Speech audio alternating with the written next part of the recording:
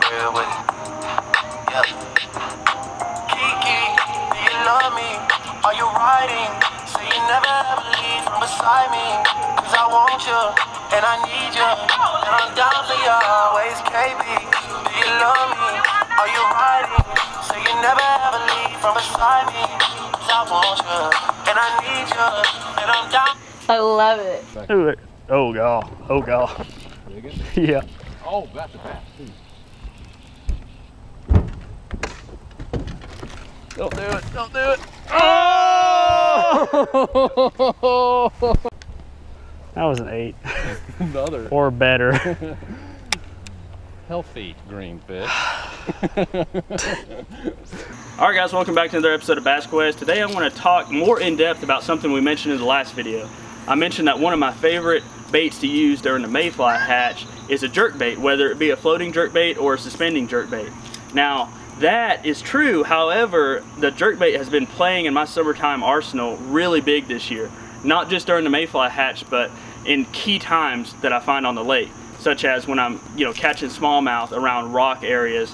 These jerkbaits have come in super handy for that. Also, fishing for largemouth. Anytime I find, a clear water area around some grass, this jerkbait has been playing for me big time. Fishing isolated structure, or not structure, but cover.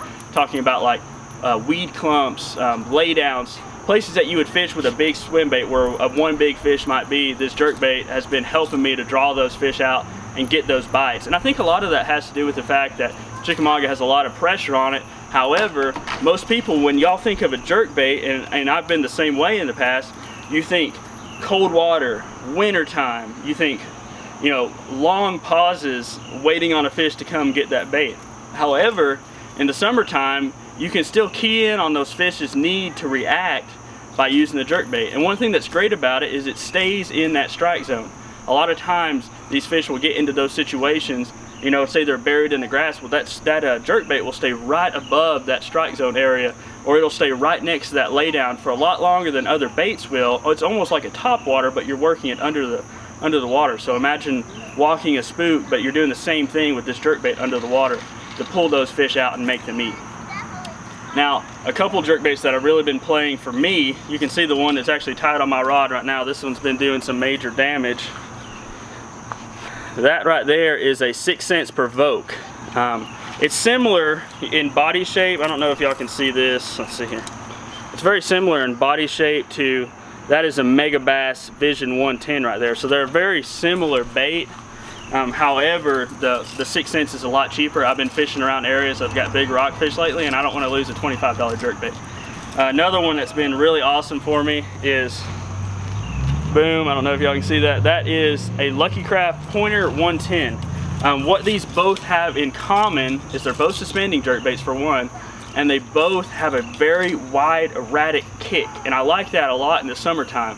In the wintertime, a lot of times, you're thinking about fishing brutal temperatures. You might go with like a Smithwick Rogue, like an old style jerkbait, that when you jerk it, it really just kind of pulls forward into water column. It doesn't do a whole lot of side to side. In the summertime, it's the exact opposite. I don't pause the bait, but maybe for a second at the most, and I do pull it. I'll pull that bait, and then I'm again doing the erratic side to side action. A lot of times I'll swim it to the structure that I want to fish, just to be efficient and to cover water, and then boom, boom, boom, I'm working it side to side next to that laydown or that clump of grass or that piling on a dock, and that seems to pull those fish out and get them to bite.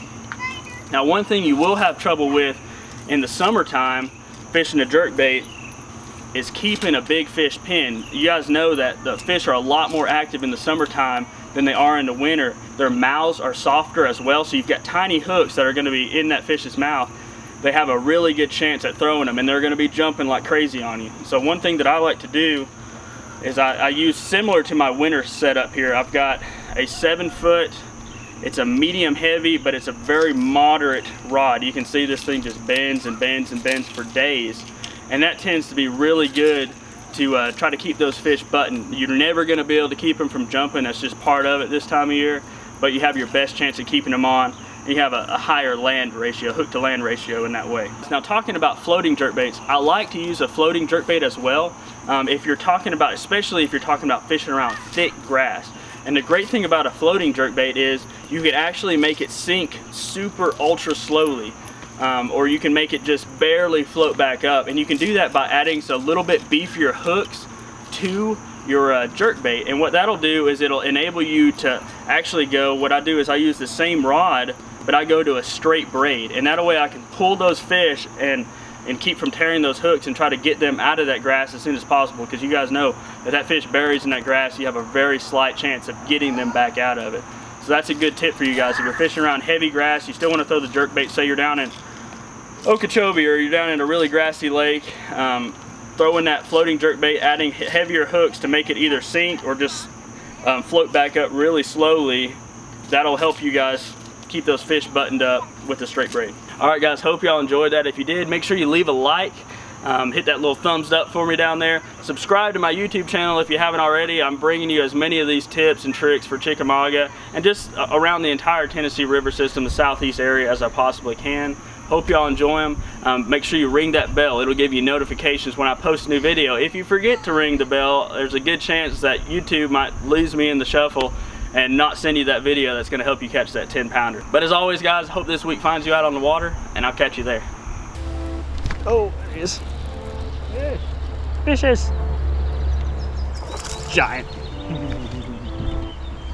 Keep him down.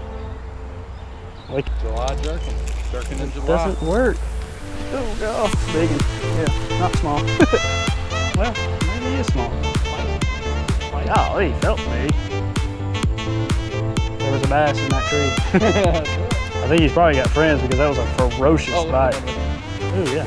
Bigger. Hey, why didn't he eat mine? He's bigger. Oh, there he is, big one too. Oh, I just got him foul hooked.